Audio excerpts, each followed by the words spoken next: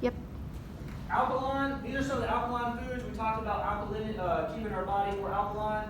If we don't want to drink nasty baking soda water, how did that sodium bicarb taste? Straight trash. Okay, I'm not gonna lie. When I drank mine the other day, we ran out of Tums. I thought that we had left it in the fridge too long. It tasted horrible. I think I smelled things on the end of my fishing line that smelled better than that tasted.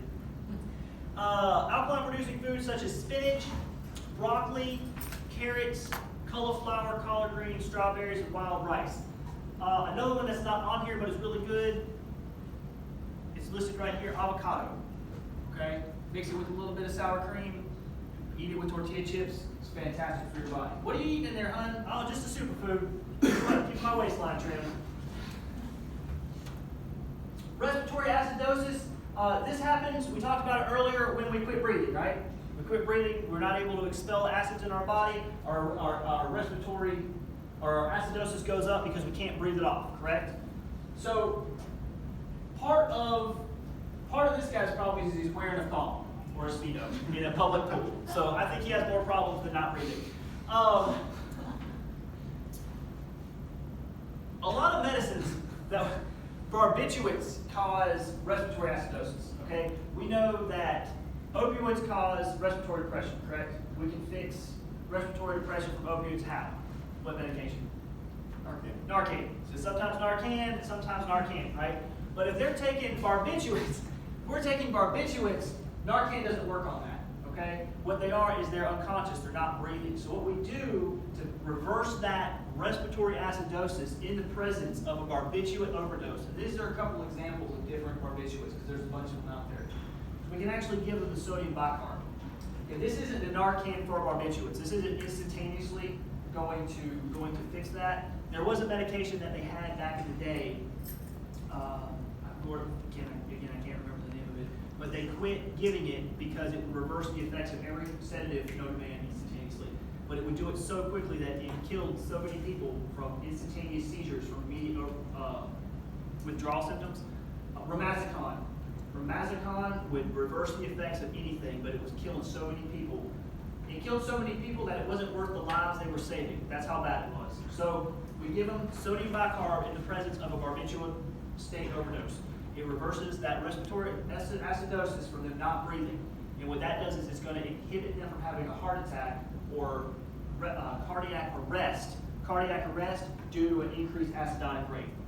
It'll throw them into a cardiac dysrhythmia. It'll throw off that acid-base balance where they won't have the appropriate sodium-potassium exchange in the muscle tissue. It'll throw it off. Their heart will stop beating. We'll give them the sodium bicarb. It helps buffer that system back out so that the tissues can start exchanging again, and then their heart will start beating again. Does that make sense? Okay. Any questions about that?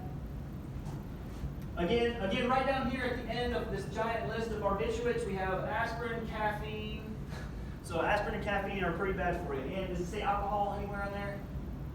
It doesn't, but alcohol is still bad for you. All right, the antidote, we just talked about sodium bicarb. I'm going to pass this around. I want you guys to look at it right quick, how to put it together. Be careful because this sterilized glass is super duper breakable.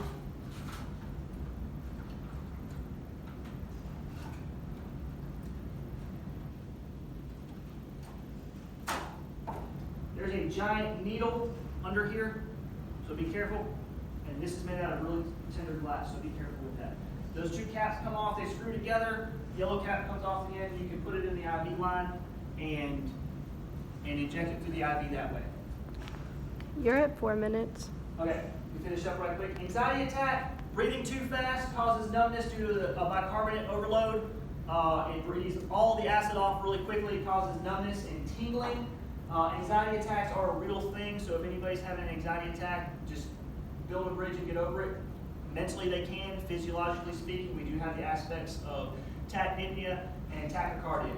Okay, so we need to treat those with oxygen, the reassuring methods, and obviously a benzodiazepine to help calm that anxiety level down. Oxygenation, everyone gets oxygen. If you're sick enough to call 911, you need to get oxygen on some flow-restricted device, either a nasal cannula between 2 to 6, or non-rebreather between 8 to 15. This is Don't let them breathe into a bag. They don't need to rebreathe their own carbon dioxide to help base them or acidize them back out through rebreathing their own acidotic air. That's not treated anymore. Metabolically speaking, it'll do more damage than good. And then they'll probably throw up in the bag because their breath stinks, and then you got a whole other problem. Transport. Are they sick enough to leave them on scene and treat them, or do we need to put them in the back of the ambulance and bring them to the hospital as quickly as we possible so that they can be tested by a doctor? Okay, that's the determination that we need to make during our assessment of the patients. Capnography is a little tool that hooks up to the monitor. We're able to determine the end tidal expiratory rate to see if they're breathing adequately. If it's too high or too low, then we know that we either need to increase our respirations or decrease them. Any questions? Why is it calibrated?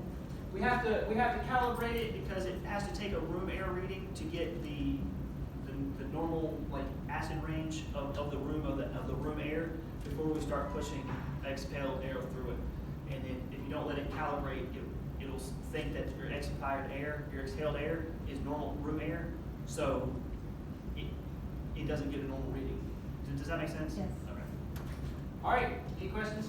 And that was for end tidal? End tidal CO2, yeah, for when you're doing CPR. So, all right. I'm gonna just do a One more. scan of the audience and